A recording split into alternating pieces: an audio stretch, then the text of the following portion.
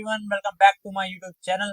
तो आज मैं आप लोगों के लिए लेके आया हूँ एक नया पॉडकास्ट जो कि बहुत इंटरेस्टिंग होने वाला है। और आज के जो हमारे गेस्ट होने वाले हैं, बाय प्रोफेशन वो एक डांसर हैं और फैशन मॉडल भी हैं।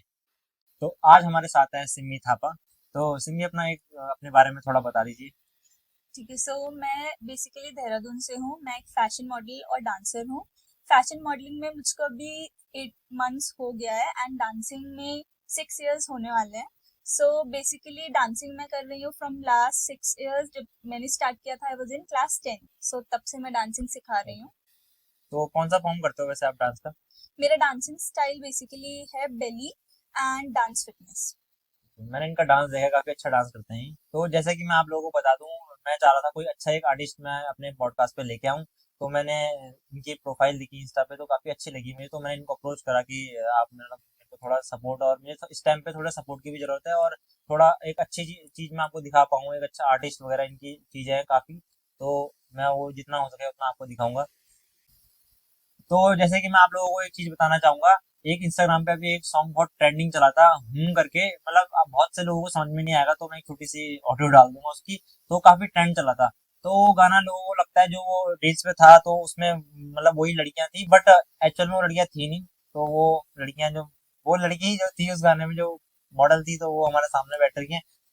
तो सिमी बताओ थोड़ा वो गाने का कैसे आपको मतलब अप्रोच हुआ, कैसे आप उस गाने में आए?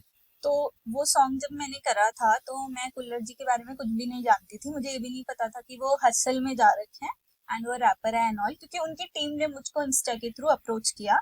उस टाइम मैं मॉडलिंग नहीं कर रही थी, मुझे एक्टिंग मॉडलिंग कुछ भी नहीं पता थी। कैमरे के आगे भी बहुत ज्यादा नर्वसनेस हुआ था उस टाइम पे। सो जब मैंने वो सॉन्ग किया तब जाकर मुझे पता चला कुल्लर जी कौन है एंड वो किस टाइप का म्यूजिक प्रोड्यूस करते हैं।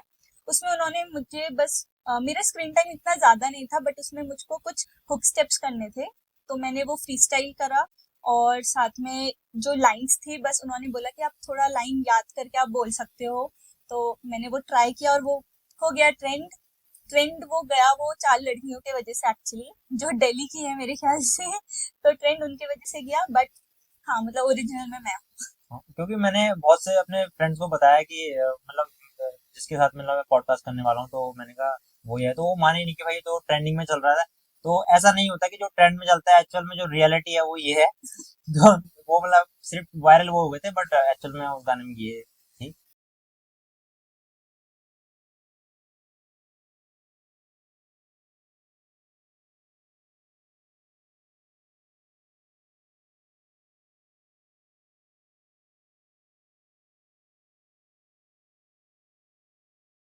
ट्रेंडिंग में इंस्टाग्राम पे वायरल हुआ, बट किसी और मतलब कोई और था उसमें, तो काफी लोग आपको पहचान नहीं पा रहे थे। तो कैसा लगा उसमें?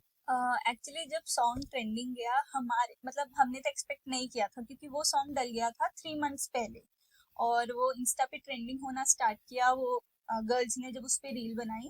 तो उसके वजह से मतलब मुझे काफी सारे डीएम्स आने लग गए, और क्योंकि कुछ लोग ओरिजिनल भी देख रहे थे यूट्यूब में जाकर वीडियोस। हम्म। तो मुझको भी डीएम्स आ रहे थे, और साथ ही साथ मेरे फॉलोअर्स भी, मेरे उस टाइम 8,000 फॉलोअर्स थे। तो उस सॉन्ग के बाद मेरे 18,000 फॉलोअर्स हो गए। तो राइस काफी अच्छा हुआ, बट हाँ ये है कि जो फेम था वो उन लड़कियों को मिला, बट अच्छा था कि उनको मिला। डिजर्विंग ये थे, बट डिजर्व नहीं कुछ और हो ठीक है, गया। अगर शायद मैं ट्रेंडिंग जाती उस सॉन्ग में तो मेरे तो भी काफी अच्छा मीम्स ग्रो बन है। जाते। मीम्स होते, बट काफी अच्छी ग्रोथ भी हो जाती है आपकी वैसी इंस्टाग्राम ग्रोथ मुझे चाहिए नहीं थी एक्चुअली। जेन्युइन फॉलोवर चाहिए मेरे हाँ, को बस। मुझे ऑर्गेनिक फॉलोअर्स चाहिए। ओके। आप पिछले 6 सालों से डांस डांस करते हो, तो जिस हिसाब से हमारी सोसाइटी एक देखती है इन सब चीजों को, मतलब ये जितने भी लाइन है सारी, तो कैसे आप उन चीजों को फेस करिए आपने, मतलब कैसे कैसे स्टार्ट हुआ आपका? डांसिंग एज अ करियर बहुत ही डिफिकल्ट है। एज करियर अगर किसी को भी चूज करना है, डिफिकल्ट इसलिए है क्योंकि कंपटीशन बहुत ज्यादा है। और दूसरा चीज, मैंने प्रोफेशनली डांस कभी नहीं सीखा। बाय बर्थ गॉड गिफ्ट था डांस मेरे लिए, और अभी तक भी गॉड गिफ्टेड है। तो मैंने प्रोफेशनली नहीं सीखा, जिसकी वजह से मुझे कभी ऐसा लगा नहीं कि मैं रियलिटी शोज वगैरह करूं, क्योंकि मेरे मन में हमेशा ये होता था कि शायद मेरे अंदर अभी उतना कॉन्फिडेंस नहीं है डांस को लेकर, या उतने मतलब एडवांस लेवल में नहीं कर सकती हूँ। Basic I can do, but advance level को लेकर थोड़ा सा था मुझको कि शायद मैं नहीं कर सकती। और दूसरा, जहाँ तक सपोर्ट की बात है या हमारी सोसाइटी की बात है, इन चीजों को लेकर, मॉडलिंग डांसिंग को लेकर काफी हद तक सही भी होती है। हम ये नहीं बोल सकते कि जो सोसाइटी सोच रही है वो गलत है, क्योंकि हम भी एक मिडिल क्लास फैमिली से हैं। इन फील्ड्स में ग्रो करना बहुत ज्यादा आपको स्ट्रगल करनी पड़ती है, काफी कुछ कॉम्प्रोमाइज करना पड़ता है। तो अच्छा। हमारे पेरेंट्स भी हमको जो बोलते हैं तो आई थिंक हमारे अच्छे के लिए बोलते हैं, so that's okay, nice thoughts. तो आप आगे इस लाइन में क्या आगे आपका फ्यूचर मतलब सोच रहे हो आप इसमें? डांस मैं एज अ हॉबी तो करती रहूंगी, एज अ पैशन भी करती रहूंगी। उसको मैं प्रोफेशनली आगे नहीं शायद ले पाऊँ, क्योंकि डांस में एक स्टेबिलिटी नहीं है।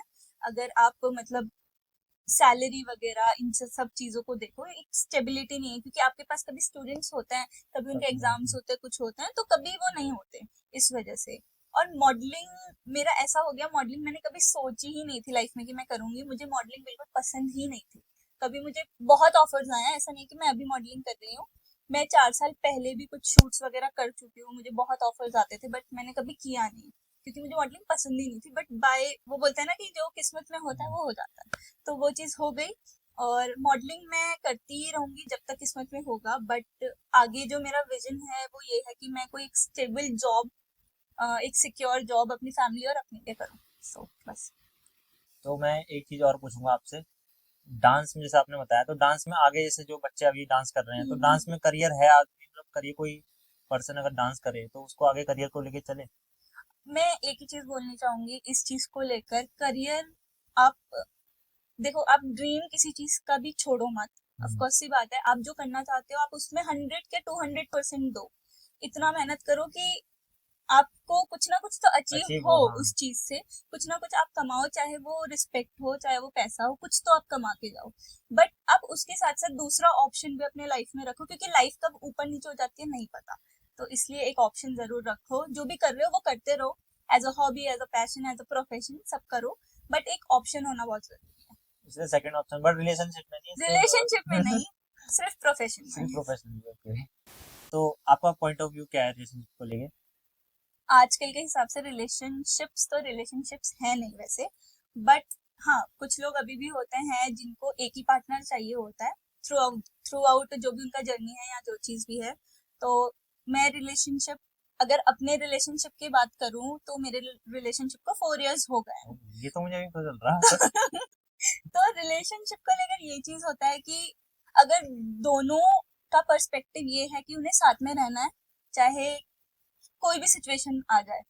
अभी ऑफ कोर्स सी बात है, जब आप 4 सालों से साथ में हो, आप अप एंड डाउन देखोगे लाइफ में, और करियर में भी। तो आप दोनों को एक दूसरे को सपोर्ट भी करना पड़ेगा, एक दूसरे की सुननी भी पड़ेगी, झगड़ा भी करना पड़ेगा। तो सब चीज होगा तभी रिलेशनशिप वर्क करता है। तो एक क्वेश्चन मैं पूछता हूँ आपसे। जैसे कि आप अभी इस फील्ड में हो, तो हम्म। आपका आपने बताया आप 4 साल से किसी के साथ हम्म। रिलेशनशिप में हो, तो चीजें आपको पता है इस लाइन में कैसी चीजें होती हैं कि मतलब जो हमारा हम्म। सामने पार्टनर होता है वो इस लाइन में नहीं है या है, वो तो मुझे पता नहीं। बट उसमें दिक्कतें भी तो बहुत आती हैं कि हाँ मतलब ऐसा हुआ आपके साथ?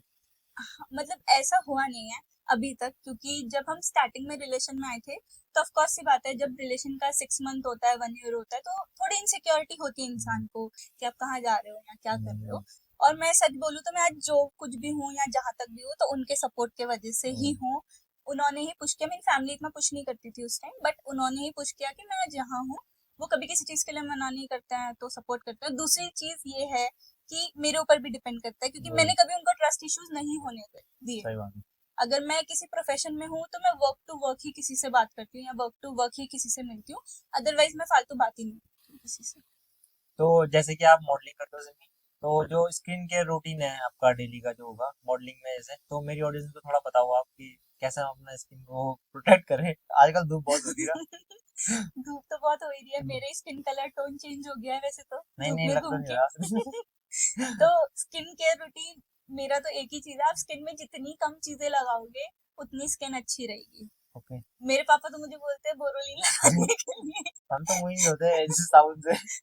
तो मतलब वही है। और जितना मेन हमारा जो स्किन ग्लो करता है या स्किन हाइड्रेट रहती है, जो सारी जड़ होती है वो हमारा स्टमक है।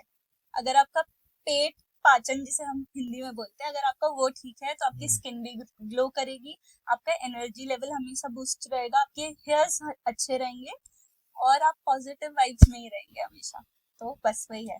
पानी ज्यादा पीना चाहिए। पानी ज्यादा हाँ, पीना चाहिए फॉर बोल सकते श्योर। हैं, हाइड्रेट रहना है अगर। क्योंकि आजकल गर्मी भी बहुत मैं हो रही तो है कम तो। पीती हूँ, बट आप लोग ज्यादा पियो। मैंने आपको अप्रोच करा था, जबकि मैंने आपको बताया था कि मैं पॉडकास्ट वगैरह हूँ, तो आपका जो फर्स्ट थॉट आया आपके माइंड में, तो वो क्या आया, थोड़ा आप वो भी बताएं। मेरा जो फर्स्ट थॉट ये था कि मैंने पहले पॉडकास्ट कभी नहीं किया हाँ है, जी। तो ये मेरा भी फर्स्ट एक्सपीरियंस था। तो फिर जब आपने बोला कि आपका न्यू चैनल है, तो मैंने सोचा ठीक है, आर्टिस्ट आर्टिस्ट को सपोर्ट नहीं करेगा तो कौन करेगा। सही बात। सो इसलिए भी मैंने सपोर्ट करने की कोशिश करी और साथ ही साथ आगे भी करूंगी। तो बस वही थॉट था कि मुझे भी एक्सपीरियंस चाहिए था और आपको भी मैं सपोर्ट करना चाहती थी, बस इसलिए। मैंने इनको जब मतलब मेरे को लगा नहीं था कि ये हाँ बोल देंगे, मतलब मुझे ऐसा लगा था कि ये नहीं, बोलना ही है। इतनी इतनी बड़ी पर्सनालिटी मैं हूँ नहीं नहीं इतनी जितना बड़ी वो नहीं बोल हो, रहे बट हैं। मतलब एक होता है ना कि जितना आपके आपके हैं, मेरे तो बिल्कुल इतने फॉलोवर्स है नहीं, तो मुझे लगा नहीं था कि मतलब वो इतनी जल्दी से हाँ मतलब तैयार हो जाएंगे वो, बट मतलब जब इन्होंने। फॉलोअर्स से कुछ भी नहीं होता, फॉलोअर्स आर जस्ट नंबर्स। मैं हमेशा सबको ये बोलती हूँ। मैंने ऐसे फॉलोअर्स भी देखे हैं जिनके 50K, 1 लाख, 2 लाख, 3 लाख है। उनको बात करने की तमीज तक नहीं है, हम्म, उनका बिहेवियर भी बिल्कुल अच्छा नहीं है। तो आप ऐसे फॉलोअर्स लेके आप क्या करोगे जब आप एक अच्छे इंसान ही नहीं हो अंदर से। तो फॉलोअर्स का कुछ मतलब होता नहीं है वैसे मेरे हिसाब से तो। मुझे तो ऐसा लगा था कि सीधा आ जाए, जैसे मैंने इनको मतलब टेक्स्ट वगैरह पे हमारी बात हुई थी, तो मुझे लगा नहीं था कि वो तैयार हो जाएंगे, बट फिर इन्होंने मतलब बोला कि हाँ मतलब तुम्हारा नया चैनल है तो मतलब मैं सपोर्ट करूंगी, तो मुझे काफी अच्छी लगा, मतलब अच्छा लगा काफी। बट जैसे प्रोफाइल लेके मुझे लगा था कि मतलब वो सीधा बोलते हैं कि भाई यार, बट मतलब इन्होंने करा तो उसके लिए थैंक यू सो मच। तो जैसे कि आप भी इंस्टाग्राम चलाते हो, तो आपने काफी लोग ऐसे देखे होंगे जो कम मेहनत में ज्यादा फेमस या ज्यादा सक्सेस हो जाते हैं, तो उनके लिए आपका क्या थॉट है मतलब। अ, कोई भी चीज करने के लिए दो रास्ते होते हैं। एक होता है आप हार्ड वर्क करके, कुछ क्रिएट करके, खुद की पर्सनालिटी डेवलप करके, स्किल डेवलपमेंट करके आप हासिल करते हो। दूसरा, आप कुछ बुरा करके या खुद को डिमीन करके कुछ हासिल करते हो। बट आई थिंक दोनों में आप हासिल चीजें कर लेते हो, बट जब आप मेहनत करके कुछ चीज आपको मिलती है तो उसका जो स्वाद होता है वो अलग ही होता है। हाँ जी। तो उसमें काफी फर्क आ जाता है। और आपने ये चीज बिल्कुल सही बोली कि आजकल जो क्रिंज कंटेंट बनाते हैं वो बहुत जल्दी फेमस हो जाता है। जैसे कि अगर आप मेरा इंस्टा देखेंगे, हम्म, तो मैं पहले पहले बहुत ज्यादा वीडियोस वैसी बनाती थी कि कोरियोग्राफी करके डांस वीडियोस बनाती थी, उसमें व्यूज ही नहीं आते थे। अब मैं जब वीडियो ऐसी बनाती हूँ जो सिर्फ 7 सेकेंड्स या फिर 10 सेकेंड्स, मैक्सिमम 20 सेकेंड्स, उसमें बस ट्रेंडिंग सॉन्ग में ट्रेंडिंग स्टेप्स जो चल रहे हैं बस वो कर दो, तो वो ट्रेंड हो जाती है। हाँ तो ये मतलब गलती उनकी नहीं है जो कंटेंट बना रहे हैं, गलती उनके जो उस कंटेंट को हाँ, आगे बढ़ावा बढ़ा दे रहे हैं, रहे जो हैं। ऑडियंस है वो अलग हाँ, ही है उनका। उनके ऊपर है। बाकी मैं तो ये बोलूंगी कि जो आर्टिस्ट है, ग्राउंड लेवल के आर्टिस्ट है, अंडरग्राउंड आर्टिस्ट है, सबके लिए शॉर्ट आउट दे रही हूँ कि सब हमको एक दूसरे को सपोर्ट करना चाहिए। और जैसा इन्होंने करा मुझे। हाँ, जैसे इनको किया मैंने, वैसे ही सबको एक दूसरे को करना चाहिए, क्योंकि एक आर्टिस्ट ही आर्टिस्ट का फीलिंग समझ सकता है, कितना मेहनत लगता है। बट बस। सिमी इस लाइन में जितना मतलब जितना मैंने एक्सप्लोर करा है इन चीजों को, हम्म। जैसे आर्टिस्ट जैसे आप किसी को अप्रोच करते हो, चलो आपने आपका वो नेचर था, आप आ गए, मैंने आपको अप्रोच करा, आप आ गए, बट सारे एक जैसे नहीं होते ना। और सारे एक जैसे नहीं होते, इसीलिए सारे ऊपर भी नहीं होते। बट ऐसे भी बहुत सारे हैं जो ऊपर हैं, बट वो ऊपर, हाँ। अभी अभी देखो, कुछ चीजें ऐसी होती है ना, हम हैं या कोई भी है, अगर कोई बहुत ऊपर लेवल पे है और उसके अंदर एटीट्यूड, ईगो है, तो आप उसको एक बार पूछोगे, उसने आपको हाँ रूडली मना कर दिया, आप उसे दोबारा नहीं दोबारा नहीं। पूछोगे। बट कोई आर्टिस्ट है जो भले ही छोटा आर्टिस्ट हो, आप उसको पूछते हो, अगर आपको लग रहा है कि वो आपको भी सपोर्ट कर रहा है, तो आपके मन में भी एक ये फीलिंग रहती है कि हाँ, इसने मुझे सपोर्ट किया हम्म, और हम भी इसको। जरूरी नहीं है ना आज आप नीचे हो तो आप नीचे ही रहोगे, सही बात है। कभी तो आप भी ऊपर जाओगे, शायद उससे भी ऊपर जा सकते क्या पता हो। इसी पॉडकास्ट से ऊपर तो जाता। ये पॉसिबल है। तो मतलब ऐसा पॉइंट सही है। बाकी तो अब एक चीज मैं बोलूंगा, इस पॉडकास्ट को ज्यादा बड़ा करेंगे नहीं, हम्म, जितना मतलब क्योंकि मैं बहुत ज्यादा बोल चुकी हूँ, ये हम्म, तो बेचारे करते मैं बोल नहीं पा रहा हूँ ज्यादा इनके हैं। सामने, क्योंकि मेरा फर्स्ट एक्सपीरियंस है ऐसे मतलब। मेरा भी फर्स्ट हाँ, टाइम। मतलब इनका मैं तो, बोलती ज्यादा हूँ, बस बट फर्क ये थोड़ा इतना है। मतलब इनका सही है, मतलब बोलने का तरीका काफी अच्छा लगा और इनका। ये बहुत ज्यादा नर्वस थे जब स्टार्ट किया था। टेक बहुत लिए। बहुत टेक लिए, बट ठीक है, अभी इनका स्टार्टिंग है, तो आप लोग सब सपोर्ट करो इनको जितना कर सकते हो, मुझे भी कर देना थोड़ा। नहीं इनके फॉलोअर्स को मैं बोलना चाहूंगा, मुझे थोड़ा सपोर्ट करो, मुझे ज्यादा जरूरत है। तो अच्छा लगा आप आए, thank you so much. Thank you. बाकी मिलते हैं आपको इस पॉडकास्ट के साथ, तो काफी जल्दी ये पॉडकास्ट हम लाएंगे। तो thank you so much for watching. Bye bye. Bye bye.